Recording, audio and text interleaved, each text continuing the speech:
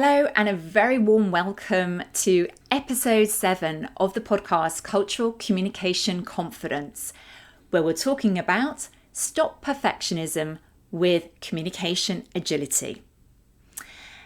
So, what if you are a perfectionist, as I used to be? Well, there are lots of challenges with that. And in today's episode, I'm going to be talking about the secret of good communication. I'll also be explaining this idea of communication agility. What does it mean? And how is it going to help you, particularly if you are a perfectionist? And finally, we're going to be exploring some actions, some specific ways that you can put communication agility into practice in the next few days. So let's get into the episode. Let me tell you about my past and how I used to be a perfectionist. I was somebody who always had high grades at school. I studied very, very hard, and it mattered to me to have academic success. I spent a lot of time studying. I spent a lot of time trying to get to those exam results. And actually, that went on into my early career. And what that meant was I was really scared to make mistakes. I spent a lot of time preparing, and that meant that certain situations were really challenging to me. For me personally, that was about doing presentations. I really struggled with that idea of standing up in front of a group of people and presenting. And that was really challenging to me because of this perfectionist streak. When I got to my mid-20s, I realized that I was avoiding these situations. And this was actually starting to have a bit of a challenge for me, because not only was that impacting what I could do within my role, but it was impacting how others perceived me, my performance, and ultimately it was going to have an impact on my career. So I needed to do something about that. And I am so glad that I did. But it doesn't happen overnight. It took training, hard work, and it took a mindset shift. And that's when I discovered this idea of communication agility, which I want to share with you today. So, what is this secret I'm talking about, this secret of good communication? Well, for me, this is about that there are no mistakes. So if you're a perfectionist, as I used to be, then actually maybe you are somebody as well who's very focused on how you communicate, making sure that it sounds perfect, that you're doing it in the most authentic way, that it really comes across and connects with the others. But maybe you're really fixated on that perfection. So the secret I want to share with you is that there are no mistakes. It's a simple thing to say, and much not so simple perhaps to implement, but it is something that we have to get our heads around if we want to make a difference to our communication confidence. It's like if you imagine a rubber band, or an elastic band as it's also known. And this is just a simple rubber band, and it can stretch in lots of different ways. So it has the ability to be very flexible and adaptable depending on what's required of it. In exactly the same way with communication agility, we want to be flexible, adaptable, so we can handle whatever comes up and know it's okay. So with this communication agility, how do we actually put it into practice? What actions can we take to do this? I'm going to be sharing here a couple of tips for you to put this into practice and see if you can make this communication agility your mindset too. So first, start with them, not you. What I mean by this is that often when we are feeling like we need to get to a result and we're kind of wanting to communicate in a certain way, we get very focused in our heads around us, how we sound, how we're going to make it better, what is it we're trying to do. In fact, if we start instead with the idea of focusing on the others, so whether that is one person or 100 people, focus on what they need. What are they interested in hearing about? What's the best way to connect with them? That can be really helpful to get us out of those negative mindsets and to start thinking about how we're really going to connect with others. Once we've done that, we can move to number 2, which is really about our key message.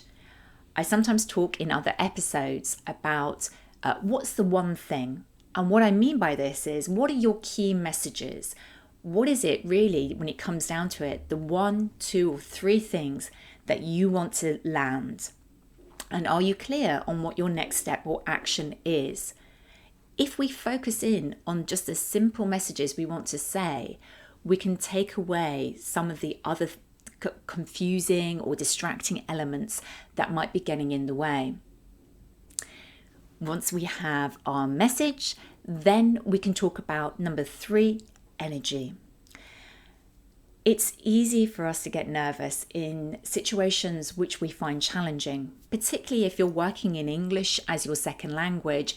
You might find that you feel nervous before certain types of meetings or presentations. And of course, that's natural. But if we pay attention to our energy and how we're feeling, we can shift this to help with our mindset. So what I mean by this is that if we relax, maybe take a couple of deep breaths, and actually really think about the positive impact of what we're doing, then this can really have an impact on how we feel, our self-confidence, and also it has an impact on how others perceive us. I think that's definitely worth focusing on and will really help with the conversation flow and help you feel more agile in the way you're communicating. From energy, let's talk about number 4, which is all about this area of what happens if we have an off day. Now, there are going to be days when we are at our best, we are really performing, and we can trust ourselves that we can communicate in the way that we want to. But then there are other days when we're not feeling it, and perhaps we're feeling tired or we're feeling challenged because of the group of people or the context. In this situation, we have to understand that we may not be at our best, and that's totally okay. It comes back to the secret. Mistakes are all right. Mistakes are okay. And in this situation, I advise my clients to focus in on PSS. And what I mean by this is an acronym: P for pause, S for smile, and S for start again. So pause, smile, start again. Simple, but the idea of it is something that we often forget that we're allowed to do. And it's probably something you would do naturally in your own language, but you may feel that pressure, particularly if you're communicating in English as your second language.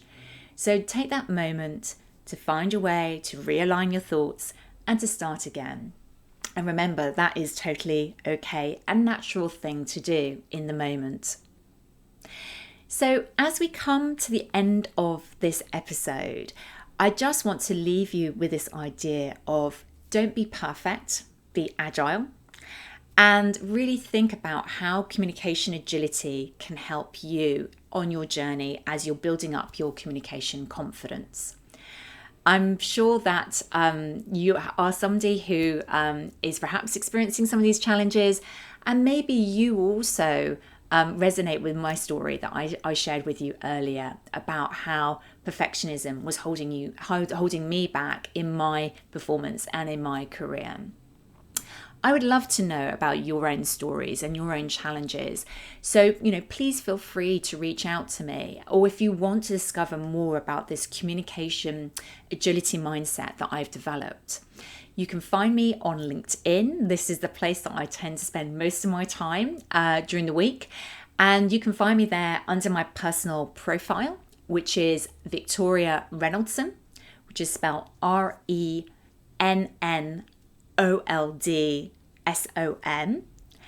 And also, if you are somebody who feels that maybe you need a little bit more support in this area, perhaps you need to have some feedback and understand, how to implement more this communication agility, then please do get in touch. I've still got applications open for my individual coaching program, 9 Steps to Communication Confidence, or you can find my details and all the information in the show notes below.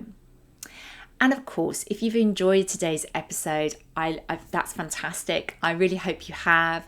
It'd be great if you could subscribe to the show, because that means you'll absolutely receive every single episode as it goes live. And we're producing these weekly at the moment.